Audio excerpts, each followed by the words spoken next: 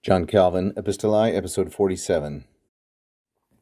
Mihi, certe longe meordri esset in pretio, neque verdro postulo, ut famam suam impune traduci tacitus sinat, sed velem ab eordrum virdordrum contumelia abstineret, quordrum memoria piis omnibus in honora esse debet. Calvin continues, and in his letter here to Melanchthon, he's discussing the evaluation, Luther's evaluation, of another reformer, namely Ecolampadius. And he says, to me, mihi, so there we have mihi as a masculine singular dative, to me certainly, mihi certe, he would be esset, and I'm taking that the subject of esset is Ecolampadius from the previous episode, he would be in far greater value, or he should be considered of far greater value. So we have here the preposition in. It's taking pretio as a neuter singular and ablative. This is a second declension noun, pretium, pretii, meaning the price or the value of something. And one difficulty I have here is that maiori, notice right here, must be neuter singular and ablative. It must be modifying pretio. That's the only thing that makes sense. However, there is no ablative attested as maiori like so. This is in fact a dative. This is a dative. It ought to be printed as maiore, and so I believe there is a printer's mistake here because the comparative adjective is a third declension, and it is not an I stem. This is the comparative of the adjective magnus. So I'm taking it as he ought to be considered, in my opinion, mihi, of far greater value, with the adverb here, longe. I did briefly consider whether maiori might be going with mihi, but I don't think there's any possibility of that construing properly. We go on to the next sentence. But I do not demand, neque verdro postulo. So vero here means but. It's an adversative, not to be confused with the adverb verdre, meaning truly. But I do not demand that, ut, his own reputation, famam suam, and here is the feminine singular accusative, which is going to be the subject of the infinitive traduci, the passive infinitive traduci. I do not demand that his own reputation, without recourse, impune, he should silently allow it to be dragged through the mud, traduci, or he should silently allow it to be mistreated.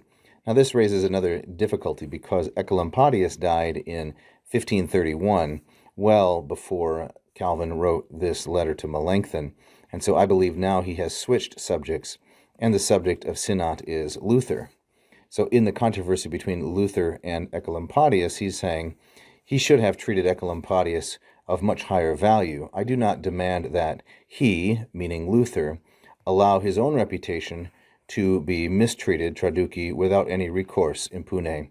And that's what fits with the rest of the portion here. Otherwise, if Luther's not the subject of synod, it doesn't make sense.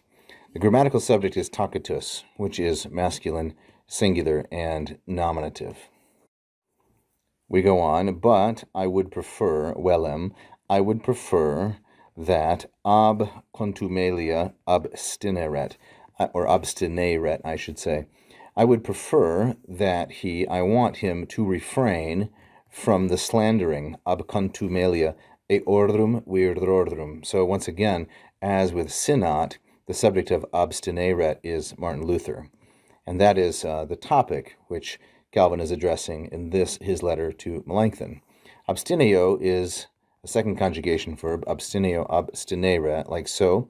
And here we have the third singular, imperfect, subjunctive, and active. I would prefer that he refrain from contumelia. Contumelia is a feminine singular ablative with the preposition ab. It's an ablative of separation.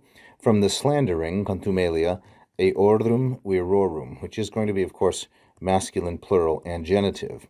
From the slandering of those men, quordrum memoria, whose memory, and now we take memoria as the subject, feminine, singular, and nominative, whose memory for all pious people, piis omnibus, this is a masculine, plural, and dative, whose memory for all pious people ought to be, esse debet, held in honor, in honorem.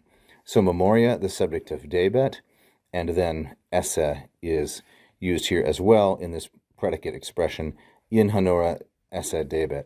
Honora is a masculine singular and ablative. Now, if you want to say in English, whose memory ought to be held by all pious individuals, that's fine. Of course, it's fine to take it that way because I'm taking piis omnibus as a dative of reference.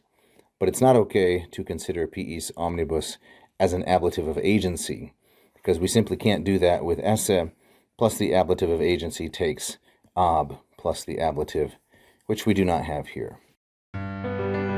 Thank you for watching. I hope you enjoyed that free lesson. Please like and subscribe, hit the bell. You can also become a patron at patreon.com/LatinPerDiem. And if you really loved it, you can leave a tip right here as a super fan. Thank you so much.